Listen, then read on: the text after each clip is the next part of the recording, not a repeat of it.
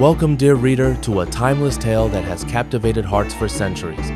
What you are about to read is the beginning of an epic journey filled with intrigue, betrayal, and profound discovery. It is the very prologue to one of the greatest collections of stories ever told.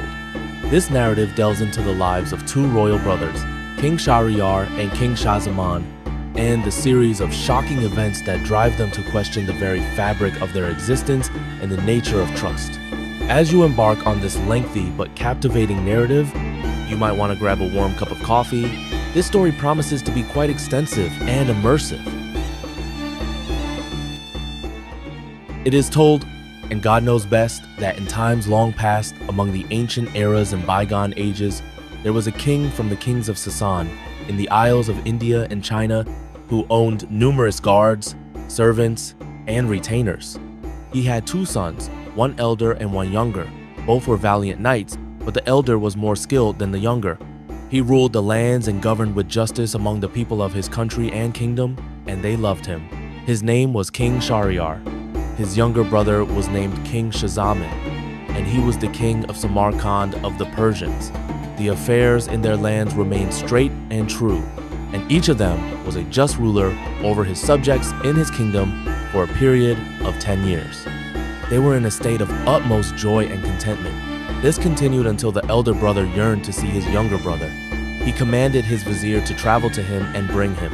The vizier responded with obedience and traveled until he arrived safely. He entered upon the king, his brother, conveyed the greetings, and informed him that his brother longed to see him and intended to visit. Shahzaman responded with obedience and prepared for the journey. He brought out his tents, camels, mules, servants, and retainers, and left his vizier as his deputy in his lands. He then departed, seeking his brother's country. When it was the middle of the night, he remembered something he had forgotten in his palace. So he returned and entered his palace, only to find his wife sleeping in his bed, embracing a black slave. When he saw this, the world turned black before his eyes. He said to himself, "If this has happened while I have not even left the city, then what will be the state of this harlot when I am away with my brother for a long time?" Then he drew his sword and struck both of them, killing them in the bed. He returned immediately, ordered the departure, and traveled until he reached his brother's city. His brother rejoiced at his arrival, went out to meet him, and greeted him. He rejoiced greatly and adorned the city for him. They sat conversing cheerfully, but King Shahzaman remembered what had happened with his wife, and an excessive sadness came over him. His color turned pale, and his body grew weak. When his brother saw him in this state, he thought to himself that it was due to his separation from his country and kingdom, so he left him alone and did not inquire about it.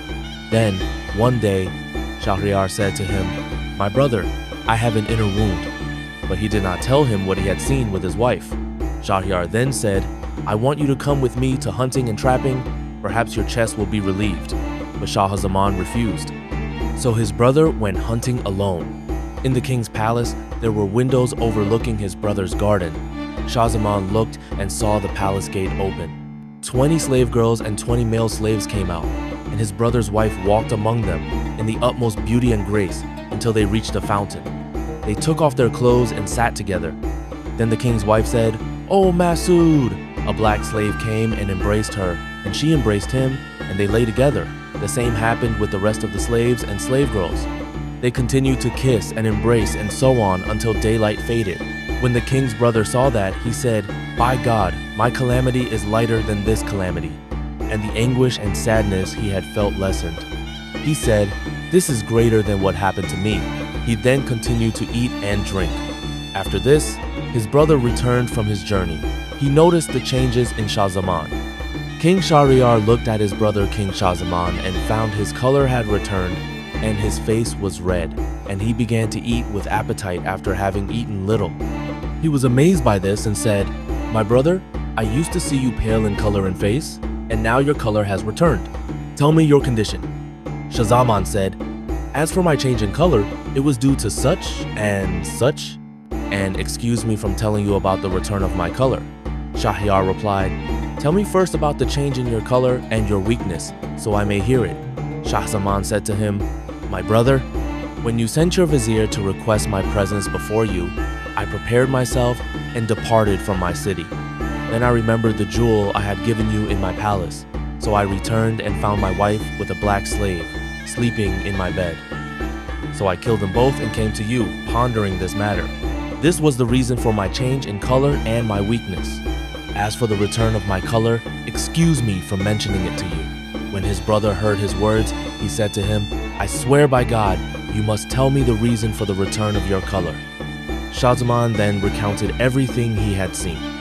Shahryar said to his brother Shahzaman, "My wish is to see with my own eyes."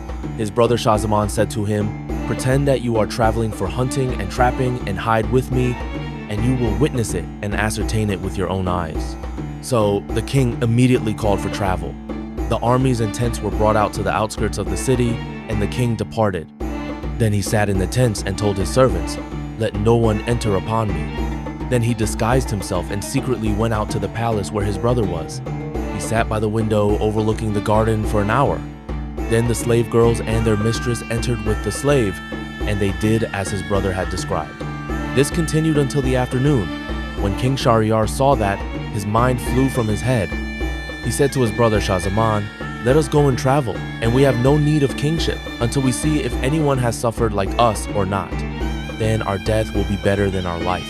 So Shahzaman agreed.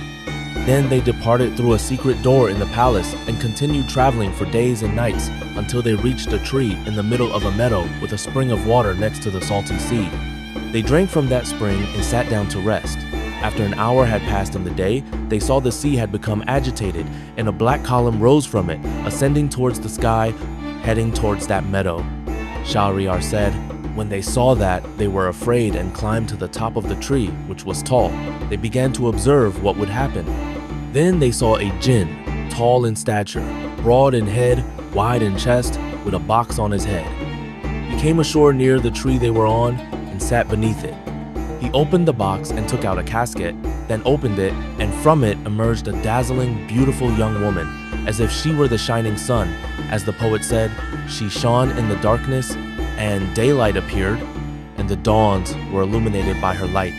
From her radiance, the suns rise when she reveals herself and the moons become clear. All creation prostrates before her. When she appears and the veils are torn asunder, and if the flashes of her sanctuary gleam, the rains of tears will fall.